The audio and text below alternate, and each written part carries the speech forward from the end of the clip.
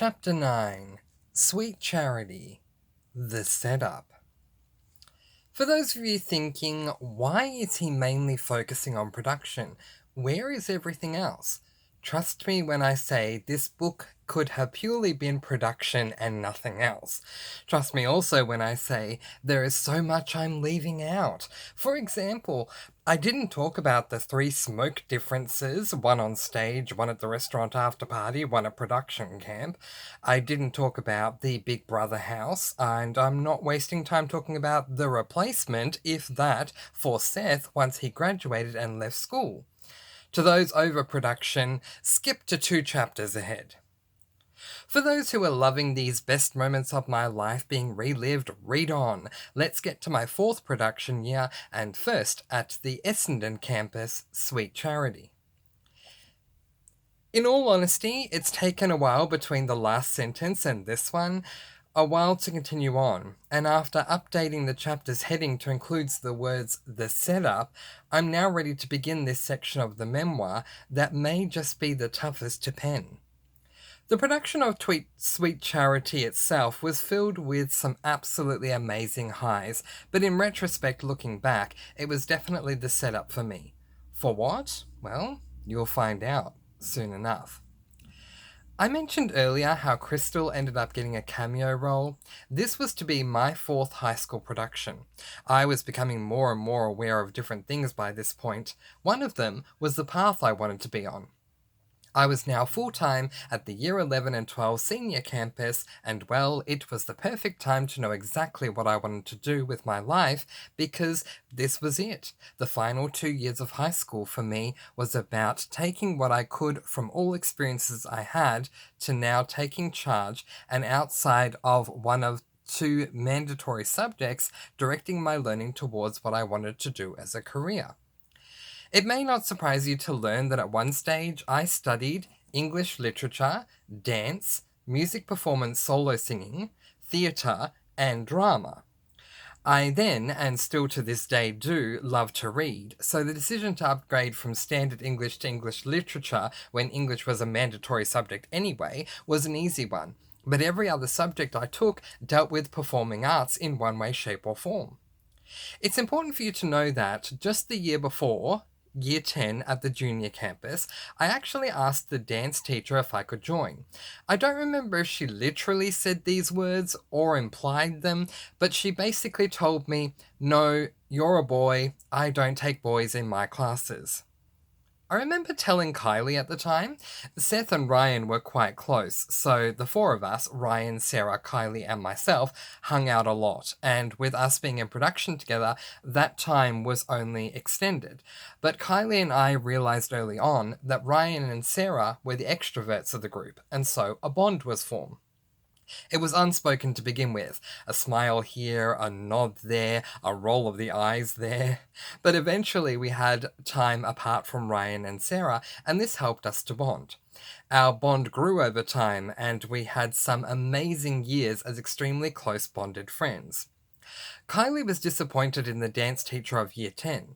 She couldn't understand why being a boy should keep me from being able to study that subject of the performing arts. Neither could I. I mean, hello, what of Baryshnikov, Stelthil, Michael Flatley, and Fred Astaire? If they could do it, why couldn't I? So, in Year 11, there was not only a new campus, but with it, a new dance teacher, and Kylie motivated me to at least ask her if I could join. Meg, the former dance teacher for production, had now left, and in her place was Elise Piet. I don't know much about her and didn't know much about her other than being the dance teacher, and by now, knowing I wanted to be on stage for the rest of my life, figured I might as well ask. I'm glad I did. Elise responded with a resounding, "Of course," as in, "Of course you can join." I must have looked shocked, and upon prompting, told her what had happened the year before. Elise was shocked and ended the conversation saying she'd be honoured to have me as a student in her class. Not only did I study dance at EKC, but I also studied it outside of EKC, as I needed all the catching up I could get. I went to a school called Lily Catronia's School of Dance, where I took ballet and jazz ballet for an entire year. It helped a lot, and I gained a ton of dance experience. The only sad thing about dance was learning the harsh reality that a male ballerina doesn't dance with point shoes. To this day, I still haven't slipped into a pair of pink block point shoes, and I've always wanted to. Male ballerinas, for those who don't know, wear the thinnest shoes imaginable. They're literally made out of the most flimsy cloth that it feels like you're not even wearing shoes. Anyway, I digress. It's important for you to know about my being in dance for the following year's production, as it began in year 11. This is the appropriate time to mention it. Back to Sweet Charity. Catherine Frayne, not surprisingly at all to me, got the lead role as Charity. I don't at all remember much of the show. I can't, for example, tell you of any of the songs I sung, which is even weird for me. But I did have 3, not 1, not 2, but 3 cameo roles. In chronological order, they were a dog walker, a Mexican waiter, and a doorman. I don't remember how I got the dog walker role, but I was given an invisible dog leash and walked my dog along the stage embodying the word posh. Shout out to those kids at Greenvale Primary School once more. The Mexican waiter role was my biggest speaking role to date, and my goodness was it fun to play. My directive was to come on stage, wipe down a table, and sing da da da da da da da da tequila. You may know the song by the Champs. I didn't at the time. The irony is, I actually found the song once Sweet Charity had finished its run, but I was taught how to sing it, and so did, while wiping down a table and wearing a sombrero.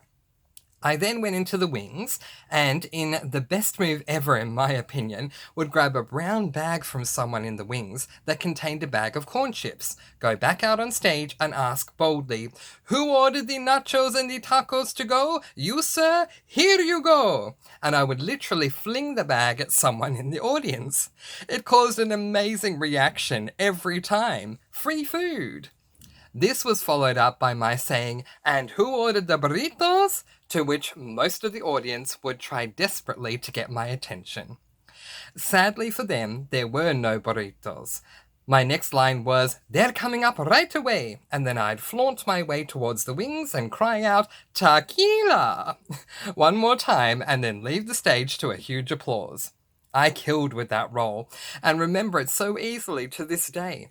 The role helped fuel the fire to want to become an actor on stage. The relationship between an actor and their audience on stage is one that is incomparable. I may have been an introvert for most of my life, but the adoration of a crowd is so luring, and every tequila reaction brought me closer and closer to that dream. The final role was that of a doorman. I literally stood like a statue in front of a green screen image of a hotel's entrance while Charity, Catherine, argued with some guy, and then I had my big line, "Will you get out of here?" which I needed to yell, yes, yell, at Catherine. I remember having concerns about that at the time. I was yelling at Catherine Frayne. I didn't want to yell at her. But then I would remember those times in rehearsals. Okay, quick sidebar. Whenever a scene is rehearsed, there's always those moments between "get to the stage please" and the words "action" are called. During this downtime, those on stage normally talk. They say something from, "Would it be better if I stood closer to you?" Or the general, "So, KFC at lunch, yeah?" It was a 20-second thing before Jules would yell "action" and we'd jump into the scene. With myself and Catherine, we never spoke during that downtime. I always looked to her, but she never even glanced at me till we rehearsed the scene. I think this helped me to realize the difference between fantasy and reality. I said the line with gusto every single rehearsal and performance. There was a trolley scene that I mentioned briefly earlier. My friend Kylie was in Sweet Charity with me as a dancer, and she was given a cameo of a trolley person in the trolley scene. I guess trolley is or was the word we use for tram in Australia, a public transport vehicle. Kylie and the others in the scene would stand in a line with an arm raised as though hanging onto a bar, as you might on a train that's fully packed. They'd then shuffle along as though making the thing move. That's all I remember about it, but Kylie was excited for her first cameo. I remember Kylie being upset for being placed off to the side. This was not uncommon. I learned in dance class very early on, I add, that where you are positioned in a dance number makes all the difference. Everyone puts in hard work, but not everyone will be seen in a group dance number. This is because there are favourable and non-favourable positions. These positions are delegated to the best dancers. The single best position in a group dance is what Kylie and I referred to as front row centre. Kylie was never put in front row centre, not in dance, not in production, and not in the trolley scene. I remember her telling me how sad she was, and I, valiant hero I was, actually spoke to Elise about it one day. I don't remember if it changed things or not, but word got back to Kylie, and she was incredibly thankful that I had, unprompted, spoken up on her behalf. But that's it. I literally remember nothing else about Sweet Charity. So, the year went on. Ryan was gone, he'd left school. I have no clue what Sarah was doing. Kylie and I bonded a lot, but I mainly hung out with Scary and my new Essendon campus group. I pause here to mention something positive because trust me, negatives are coming. One of the members of my friendship circle at Essendon campus was a girl named Demitra. We called her Demi for short. Demi Hat. Well, Hat is the first three letters of her surname, and I have fond memories of learning how to pronounce it, but for anonymity, we'll call her Demi Hat here. Demi Hat was one of the single most positively upbeat people I have ever met. My goodness, if she could have met Jaren, the pair of them would have been the embodiment of spreading sparkling energy throughout the world. Not to say Demi couldn't be sad or even get mad on occasion, but those occasions were very rare. We took English together, and a guy I liked. Oh wow, his name was Ryan too. I guess I forgot about him earlier. This Ryan we'll call Backcap Ryan. Why? Well, because I forgot his surname, but he always wore his cap backwards. So anyway, Backcap Ryan was in our English class too, and Demi knew I had a huge crush on him. As with Scary, no one in our friendship group batted an eyelid over my being gay. To them, shockingly, I was, and that was it. Oh, the conversations we'd have. Demi had this cute thing about her. Whenever she'd get really excited, she'd clap and jump up and down. At the time, I loved pretending to write articles.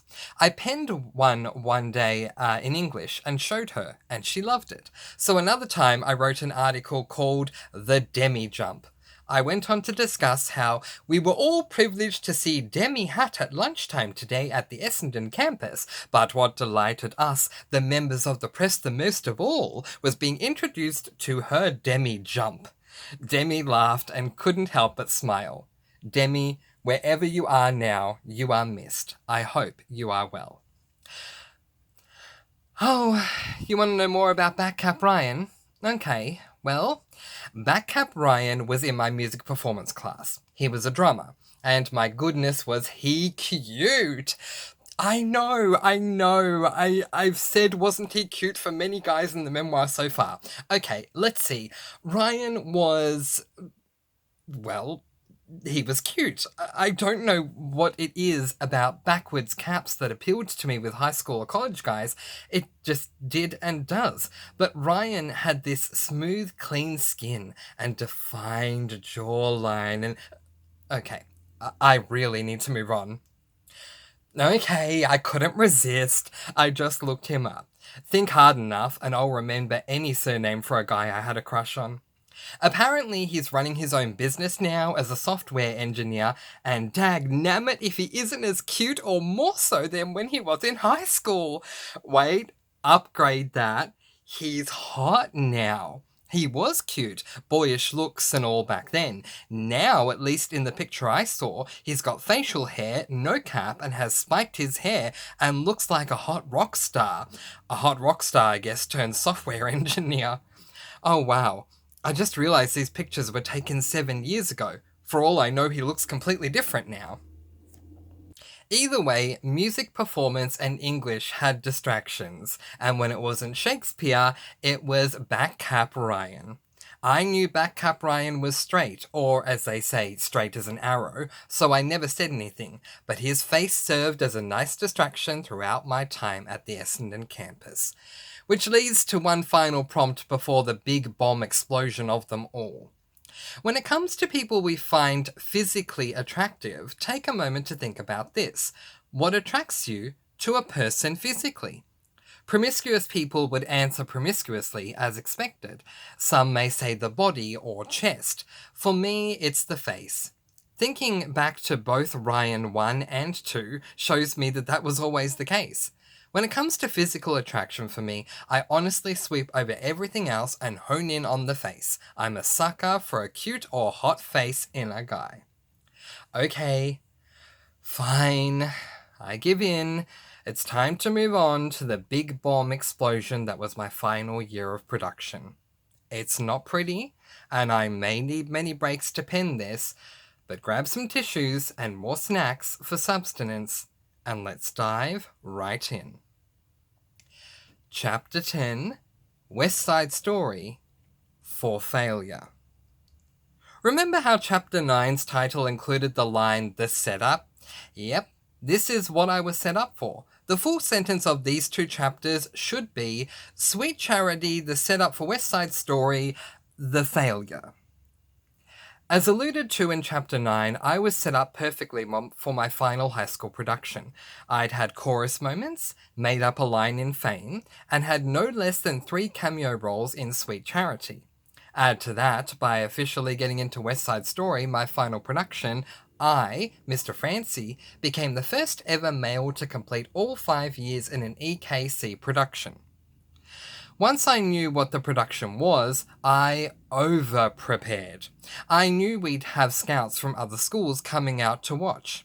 VCA, the Victorian College of the Arts, was a preference as it was located in my state of Victoria. NIDA, the National Institute of Performing Arts, was located one state over in Sydney, and WAPA, Western Australians Academy of Performing Arts, was located far away in Western Australia, but I would have gone to any of those schools, and production, in my view, was my ticket. I'd done all 4 productions leading up, and was the first male to be in my 5th straight one. It was like a coffee punch card deal, right? I'd done my 4, the 5th one was my assurance of the lead, right? Right? Well, I found out it would be West Side Story. I rented the film, because back in those days you could. Not only did I love the film, but I knew the male lead was, as Colleen had once proclaimed in The Wiz, I was born to play this role. The male lead was Tony, a sweet man who falls in love. This had my name all over it. For a while now, I had a dream to play Christian in Moulin Rouge if it ever came to stage. Tony was practically Christian. The only difference was Christian literally sings the song, All You Need Is Love, whereas Tony implies it. I auditioned as per the norm, and then was given a callback. Callbacks are huge. They basically say, we want to see more, and we think you'd be perfect for the role, now prove it. In my callback, I sung Tony's song, Something's Coming. This was not my choice, it was picked for me. But it is Tony's one solo number, so it made sense.